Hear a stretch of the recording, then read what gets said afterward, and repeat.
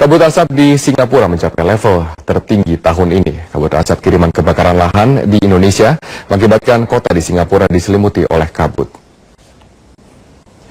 Indeks pencemaran udara hari ini menyentuh di angka 160 di atas indeks resmi tidak sehat, yaitu 100. Sedangkan indeks di atas 200 masuk dalam kategori sangat tidak sehat, khususnya bagi anak-anak, lansia, dan pengidap penyakit jantung dan paru-paru. Pada tahun 2013, indeks udara bahkan mencapai rekor tertinggi, yaitu 401. Angka indeks ini jauh di atas indeks berbahaya, yaitu di angka 300. Sejumlah turis mengaku kesal akibat kabut asap yang mengganggu aktivitas berlibur mereka. Di tengah kabut asap, Singapura hari ini menggelar pemilu parlementer dan warga tetap menggunakan hak pilih mereka meski dilanda kabut asap.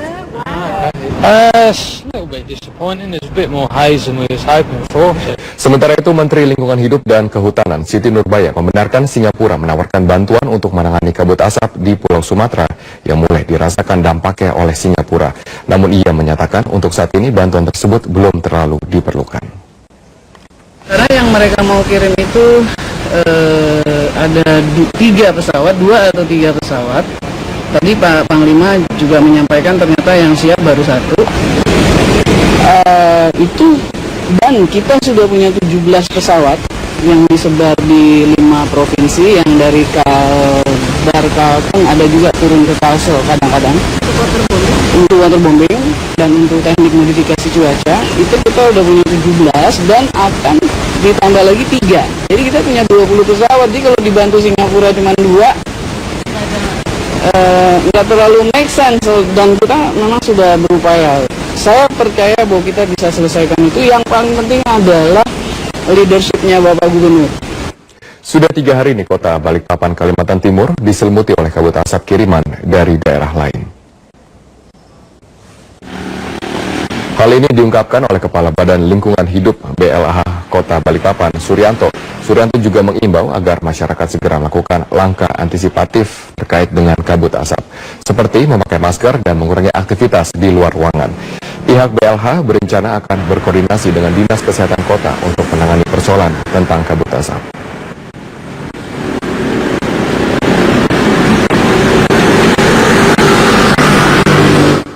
Kabut asap yang tebal yang menyelimuti kota Tarakan melumpuhkan jalur pelayaran. Sejumlah kapal penumpang dan kapal barang tidak bisa melaut akibat jarak pandang yang berkisar 1 mil laut. Sejumlah keberangkatan kapal penumpang dari Tarakan tujuan Malinau, Tarakan Nunukan, dan Tarakan Pulau Sebatik terpaksa ditunda. Kapal barang jenis tronton juga membatalkan keberangkatannya diakibatkan oleh kabut asap yang tebal yang membuat jarak pandang menjadi terganggu. Jarak pandang di perairan Tarakan dan sekitarnya di bawah 1 mil laut atau kurang dari 1,85 km. Syah Bandar dan otoritas pelabuhan Tarakan mengimbau para nahkoda dan pemilik kapal untuk menunda berlayar menghindari kecelakaan lalu lintas laut.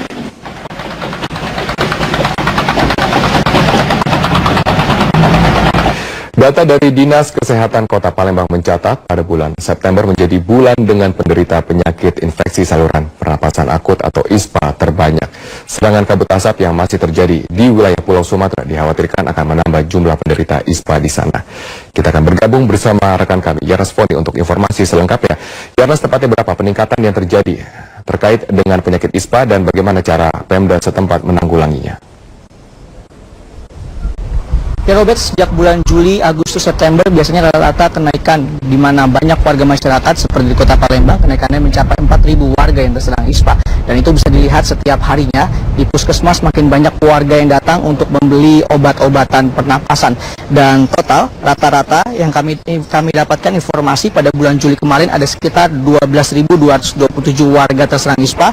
Pada bulan Agustus di Kota Palembang ada 16.892 warga yang terserang ISPA, dan di bulan September ini ada sekitar 20.000 warga yang terserang ISPA, dan rata-rata kenaikan sebanyak 4.000 warga. Sedangkan kalau ditarik secara provinsi, Robert, di beberapa daerah seperti di Jambi, pada Agustus lalu ada 14.227 warga yang terserang penyakit ISPA, dan di Sumatera Selatan sendiri pada bulan Juli 2015 ada 298.673 kasus warga yang terserang ISPA. Sedangkan penanganan konkret dari Dinas Kota Kesehatan Palembang sendiri saat ini masih belum melakukan apa-apa, ataupun tidak ada pemberian masker yang diberikan secara cuma-cuma khusus untuk warga yang berada di Kota Palembang.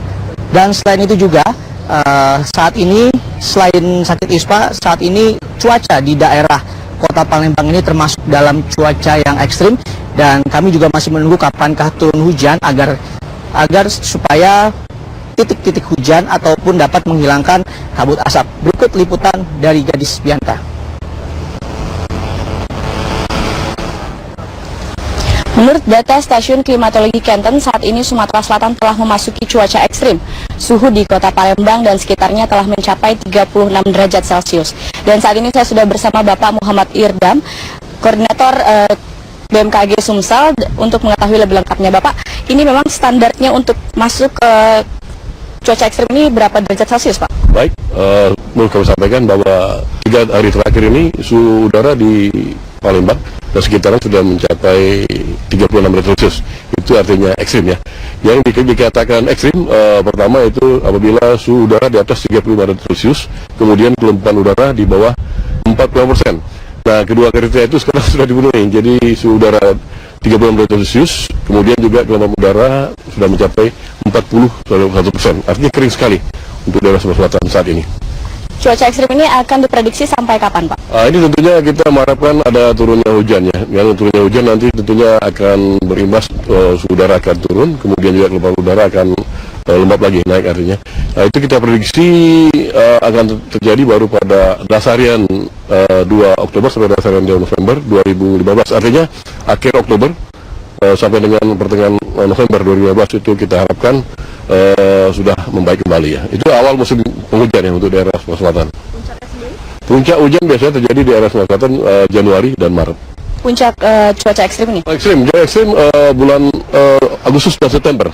Dan ini kita prediksi akan agak panjang ya, mundur ke belakang karena adanya di samping kemarau kita jadi dipengaruhi oleh El Nino. El Nino pada saat ini pada kategori menengah dan kita prediksi sampai Desember akan meningkat. Terima kasih Pak Irdam. Dan cuaca ekstrim ini pada akhirnya membuat kebakaran lahan semakin meluas dan juga kabut asap semakin memekat. Dari Palembang, Sumatera Selatan, Gadis Bianca, Hanindito, Metro TV. Ya Robert, hujan selama 1 minggu merupakan salah satu kunci untuk dapat menghilangkan kabut asap di Sumatera Selatan ini. Robert. Baik, terima kasih Yarnas Foni atas informasi Anda langsung dari Palembang, Sumatera Selatan. Satu persatu pelaku pembakaran lahan dan hutan di wilayah Pulau Sumatera Selatan ditangkap oleh polisi. Para pelaku sengaja membakar lahan untuk membuka lokasi lahan baru. Polres Musirawas Sumatera Selatan hari ini kembali meringkus 7 orang pelaku pembakaran lahan di komplek perkantoran pemerintah Kabupaten Musirawas, Sumatera Selatan. Penangkapan 7 pelaku berdasarkan laporan masyarakat yang melihat adanya aktivitas pembakaran lahan. Para pelaku sengaja membakar lahan untuk membuka lahan baru yang nantinya akan digunakan untuk taman kota. Mereka ini kan disuruh untuk membuat taman kota. Jadi ya mungkin mereka pengen cepat selesai, jadi untuk membersihkan lahan tersebut ya mereka dengan cara membakar. Dari kesaksian pelaku, mereka mendapatkan upah sebesar Rp750.000 dari seorang pemborong untuk membakar lahan tersebut.